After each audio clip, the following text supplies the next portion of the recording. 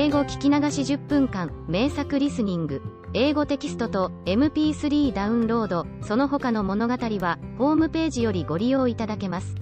88thpp.com 88thpp.com Alice went timidly up to the door and knocked. "There's no sort of use in knocking," said the footman, "and that for two reasons. First, because I'm on the same side of the door as you are. Secondly, because they're making such a noise inside, no one could possibly hear you." And certainly there was a most extraordinary noise going on within, a constant howling and sneezing, and every now and then a great crash, as if a dish or kettle had been broken to pieces. "Please, then," said Alice, "how am I to get in?" "There might be some sense in your knocking," the footman went on without attending to her, "if we had the door between us. For instance, if you were inside, you might knock, and I could let you out, you know." He was looking up into the sky all the time he was speaking, and this Alice thought decidedly uncivil. "But perhaps he can't help it," she said to herself, "his eyes are so very nearly at the top of his head. But at any rate he might answer questions. How am I to get in?" She repeated, aloud. "I shall sit here," the footman remarked, "till tomorrow." At this moment the door of the house opened, and a large plate came skimming out, straight at the footman's head. It just grazed his nose, and broke to pieces against one of the trees behind him. "Or next day, maybe," the footman continued in the same tone, exactly as if nothing had happened. "How am I to get in?" asked Alice again, in a louder tone. "Are you to get in at all?" said the footman. "That's the first question, you know." It was, no doubt, only Alice did not like to be told so. "It's really dreadful," she muttered to herself, "the way all the creatures argue. It's enough to drive one crazy." The footman seemed to think this a good opportunity for repeating his remark, with variations. "I shall sit here," he said, on and off, "for days and days." "But what am I to do?" said Alice. "Anything you like," said the footman, and began whistling. "Oh, there's no use in talking to him," said Alice desperately, "he's perfectly idiotic." And she opened the door and went in.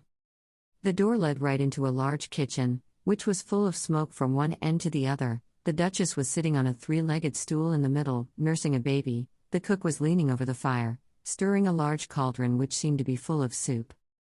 "There's certainly too much pepper in that soup," Alice said to herself, as well as she could for sneezing. There was certainly too much of it in the air. Even the Duchess sneezed occasionally, and as for the baby, it was sneezing and howling alternately without a moment's pause. The only things in the kitchen that did not sneeze were the cook and a large cat which was sitting on the hearth and grinning from ear to ear. "Please would you tell me," said Alice, a little timidly, for she was not quite sure whether it was good manners for her to speak first, "why your cat grins like that?" "It's a Cheshire cat," said the Duchess, "and that's why." "Pig." She said the last word with such sudden violence that Alice quite jumped, but she saw in another moment that it was addressed to the baby, and not to her, so she took courage, and went on again. "I didn't know that Cheshire cats always grinned. In fact, I didn't know that cats could grin." "They all can," said the Duchess, "and most of 'em do." "I don't know of any that do," Alice said very politely, feeling quite pleased to have got into a conversation. "You don't know much," said the Duchess, "and that's a fact." Alice did not at all like the tone of this remark, and thought it would be as well to introduce some other subject of conversation.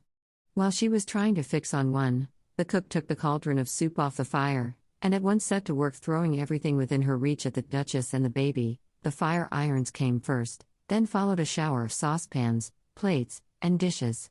The Duchess took no notice of them even when they hit her, and the baby was howling so much already, that it was quite impossible to say whether the blows hurt it or not. "Oh, please mind what you're doing," cried Alice, jumping up and down in an agony of terror. "Oh, there goes his precious nose." As an unusually large saucepan flew close by it, and very nearly carried it off.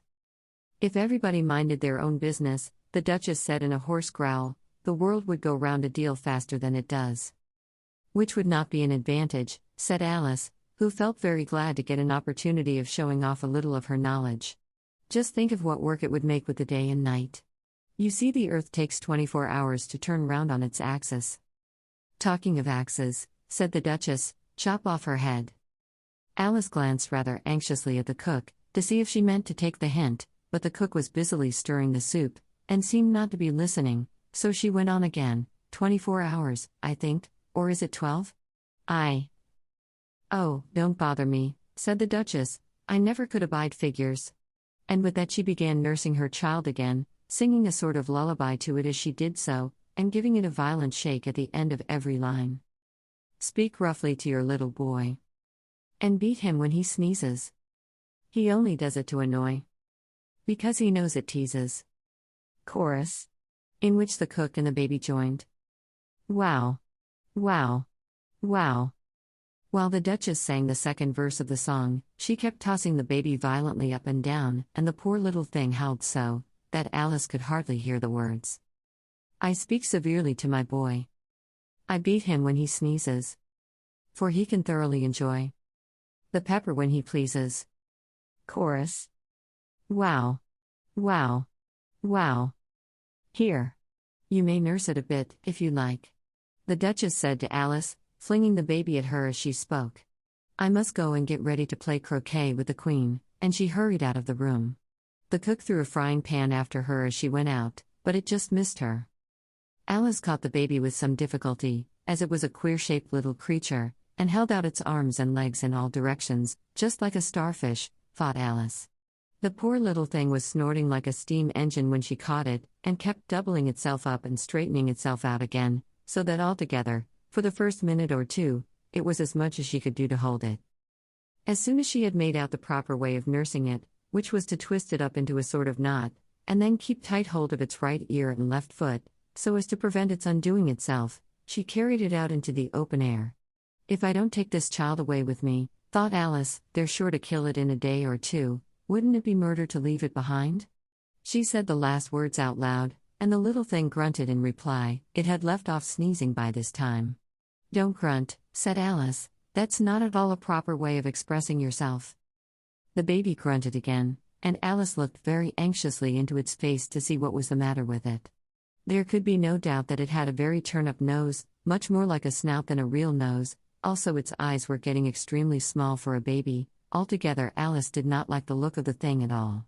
But perhaps it was only sobbing, she thought, and looked into its eyes again, to see if there were any tears.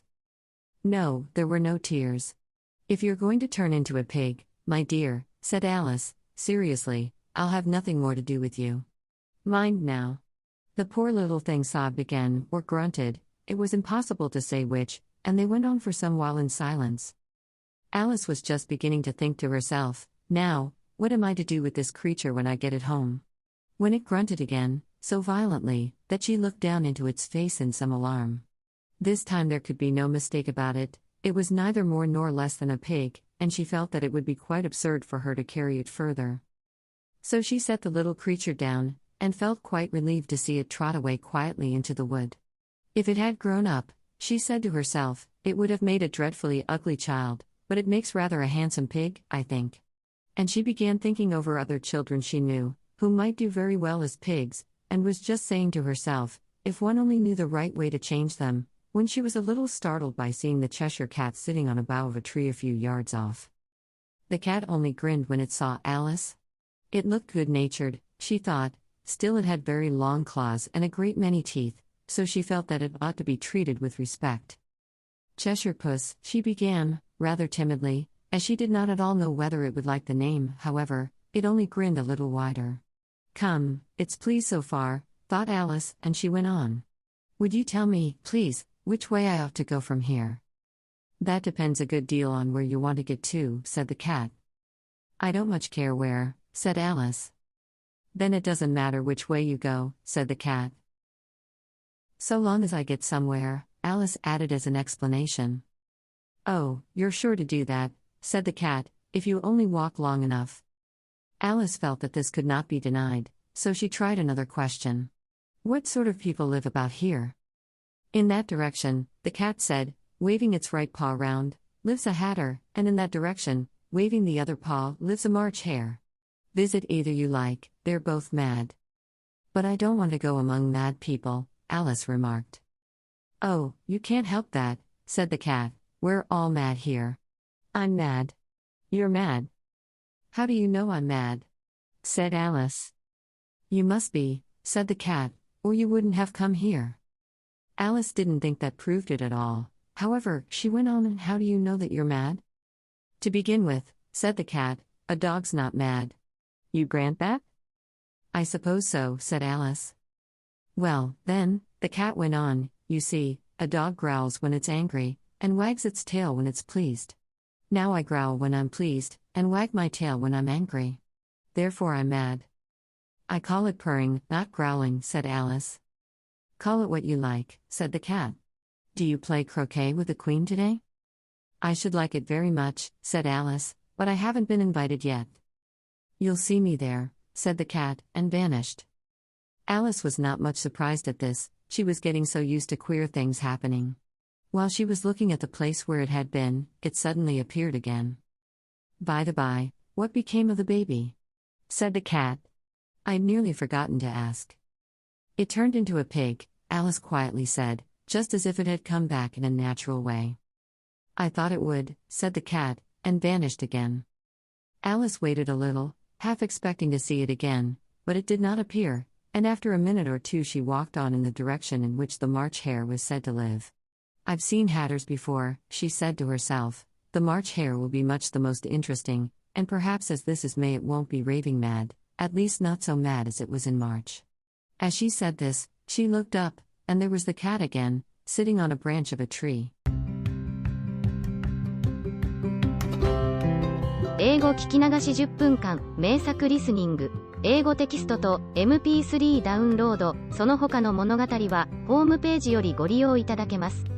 88thpp.com 88thpp.com